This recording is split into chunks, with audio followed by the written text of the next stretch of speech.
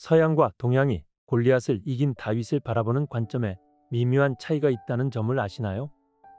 개인주의가 발전한 서양은 어린 소년 다윗이 골리앗과 용감하게 맞서 싸워 이긴 개인 이야기로 이해하는 경우가 많습니다. 그들은 다윗을 영웅으로 소개합니다. 다윗의 용기와 믿음, 헌신과 충성을 강조하면서 우리도 다윗처럼 영웅적 신앙을 가져야 한다고 그들은 가르칩니다. 반면에 가족이나 공동체를 강조했던 동양은 서양과 전혀 다르게 해석합니다. 중동에서 40년 이상 사역한 케네스 베일리와 인도네시아에서 사역했던 랜돌프 리처즈, 그리고 20년 이상 중국에서 사역한 잭슨 우는 서양과 다르게 해석한 동양의 관점을 발견하였습니다. 그들의 책을 보면 우리도 동서양의 차이를 인식하지 못하고 서양의 사고방식을 막연히 추종했던 것이 아닌가 반성하게 됩니다. 사실 구약 성경 이야기는 모두 동양 문화 속에서 발생한 이야기이며 동양의 언어로 기록하였습니다. 안타깝게도 신학은 서양에서 발전하였고 따라서 서양 문화와 언어로 표현하였습니다. 여기에 생각의 차이가 발생하였습니다. 고대 전투에서 승리하거나 패배하면 그건 어떤 장군의 능력 때문이 아니라 그들이 믿는 신의 승리나 패배로 해석합니다. 블레셋이 이스라엘과 싸워 이긴 후 법궤를 다곤 신당에 가져다 놓은 것은 바로 그 때문입니다. 그들이 믿는 다곤 신이 여호와를 믿는 이스라엘을 이겼다는 뜻입니다. 그들은 개인에게 영광을 돌리지 않고 그들의 신에게 영광을 돌렸으며 그 신을 믿는 공동체의 승리로 해석했습니다. 다윗이 골리앗과 싸워 이긴 것 또한 개인의 승리가 아니라 블레셋 신에 대한 이스라엘 하나님의 승리를 뜻합니다. 다윗이 골리앗과 맞서 싸우러 나가면서 하는 말을 살펴보면 그러한 사실을 잘 알 수 있습니다. 다윗은 두 가지 이유 때문에 골리앗과 싸웠습니다. 그는 이렇게 말합니다. 나는 만군의 여호와의 이름 곧 내가 모욕하는 이스라엘 군대의 하나님의 이름으로 내게 나아가노라. 골리앗이 모욕하는 건 두 가지입니다. 첫째는 여호와의 이름이고 둘째는 이스라엘 군대의 하나님입니다. 다윗이 물맷돌을 던지는 능력이 뛰어나서 싸우겠다는 뜻이 아닙니다. 물론 그가 양을 치는 동안 물매로 사자와 곰을 물리친 적은 있습니다.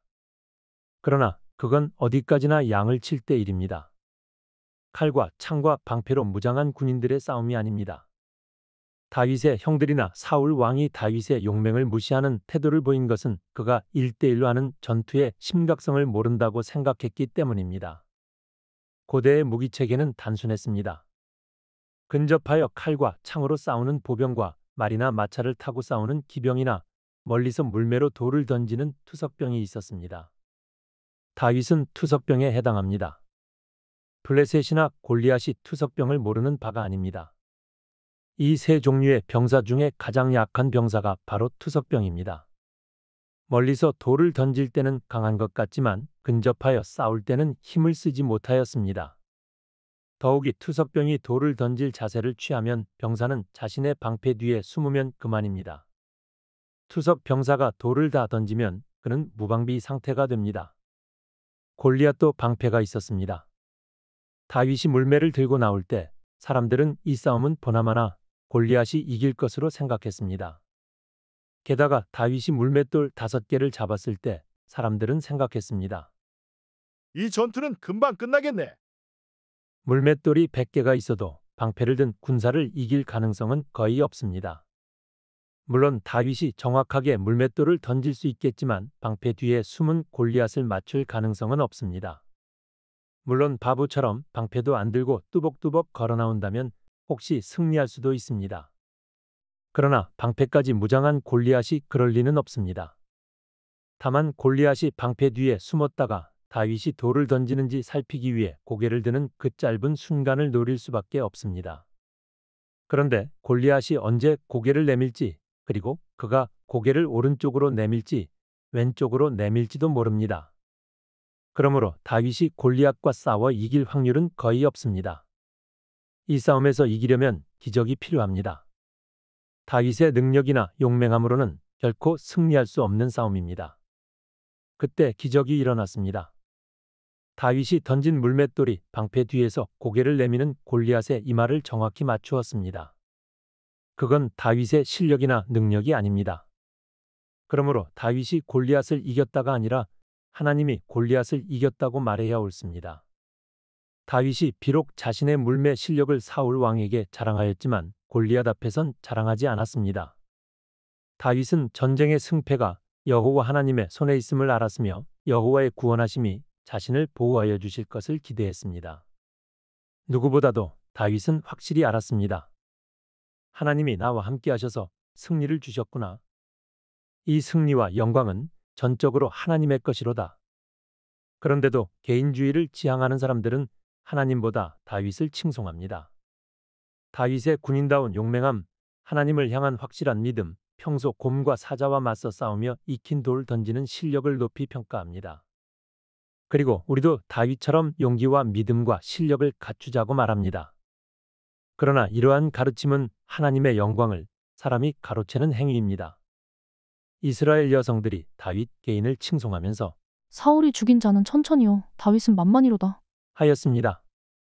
하나님이 받으실 영광을 개인에게 돌릴 때 사탄은 활동합니다. 개인주의는 시기와 질투, 싸움을 불러일으킵니다. 그런데도 기독교 안에서 개인의 성공과 승리를 가르치는 경우가 종종 있습니다. 설령 성경에 나오는 믿음의 용사라 할지라도 그들을 높여서는 안 됩니다. 사람들은 하나님께 영광 돌린다고 말하지만 사실은 사람에게 영광 돌리는 경우가 많습니다. 야곱은 자신이 지렁이 같다 하였고 사도 바울은 죄인 중에 괴수라고 고백하였습니다. 그 인간을 회복시키고 사용하시는 분은 하나님이십니다. 영광은 사람이 아니라 하나님이 받으셔야 합니다. 물론 다윗의 돌 던지는 실력이 뛰어난 것은 사실입니다. 다윗의 믿음이나 용기가 뛰어난 것도 사실입니다. 그러나 승리는 다윗의 것이 아닙니다. 그것은 오직 하나님의 것입니다. 성공과 승리는 하나님이 주신 복이지 그것을 나의 것인 듯 자랑하면 하나님을 욕보이는 행위입니다. 블레셋의 골리앗이 이스라엘의 싸움을 걸어올 때 다윗이 용감하게 나간 이유가 또 있습니다. 그가 평소 나서기를 좋아해서가 아닙니다. 그것은 사무엘의 기름 부음 때문입니다. 구약에서 개인에게 기름을 붓는 것은 그가 공동체의 대표로서 공동체의 명예를 지키게 함입니다.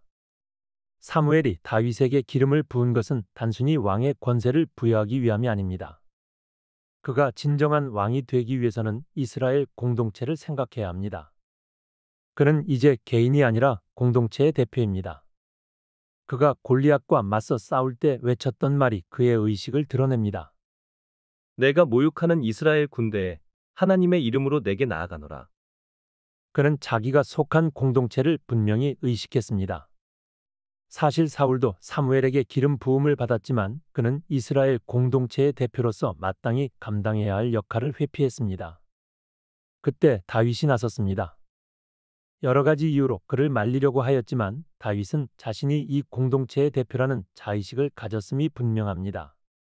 다윗은 하나님을 모욕하는 것과 하나님을 믿는 공동체가 모욕당하는 것을 동등하게 보았습니다. 그는 이스라엘 군대에 하나님의 이름으로 나아가 싸웠습니다. 오늘날 그리스도인들이 개인 구원에 대해서는 잘 알면서도 신앙 공동체의 명예를 지키는 문제는 잘 생각하지 못합니다. 잭슨 우는 칭의 개념의 사회적인 측면과 공동체적인 측면을 설명하였습니다. 유대인들이 그저 출생과 민족성만으로 구원이 보장된다고 생각했다는 말이 아니다. 내부자라도 이스라엘 구성원의 의무, 즉 율법을 준수하지 않으면 외부자로 여겼다. 추정컨대 그러한 순종은 하나님에 대한 충성을 드러내며 이런 식으로 하나님에 대한 충정과 집단에 대한 충실성이 합쳐진다. 로마서 4장은 칭의의 사회적이고 구원적인 측면들을 예시해준다.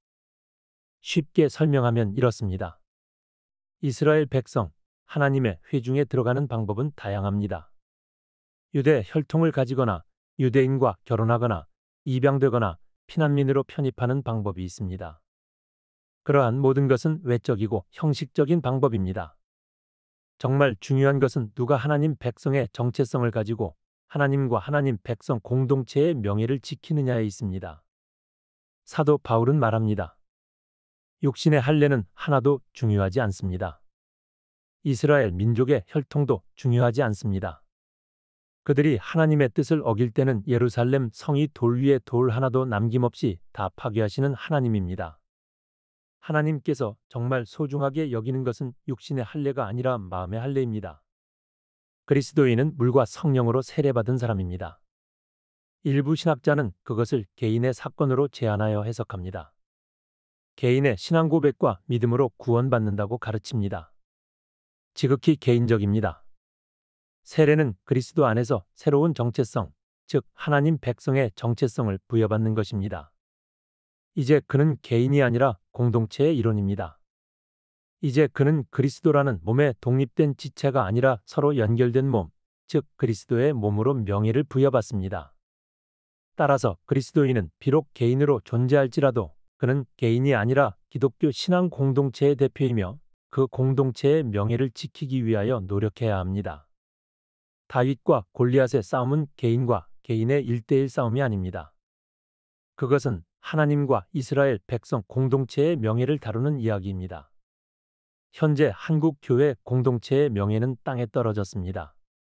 마치 골리앗 앞에서 벌벌 떠는 이스라엘과 같습니다. 세상이 신앙 공동체가 믿는 하나님을 비웃고 조롱하고 있습니다. 그런데도 누구 하나 나서서 싸우려 하지 않고 모두 뒤에서 숨어버립니다.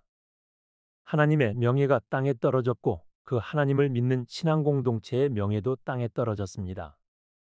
이제 개인의 구원이나 성공이나 평안을 추구하는 그리스도인이 아니라 하나님의 명예와 신앙 공동체의 명예를 위해서 나서는 그리스도인이 필요한 때입니다. 실력이나 능력보다 우리에게 필요한 것은 여호와 하나님을 의지하는 믿음이고 하나님의 도우심을 간구하는 마음입니다. 다윗과 골리앗의 싸움은 먼 옛날 과거의 싸움을 이야기하는 것이 아니라 바로 현실의 우리 앞에 벌어지는 싸움을 이야기하고 있습니다. 구독과 좋아요는 유튜브를 하는 저에게 아주 큰 힘이 됩니다. 감사합니다.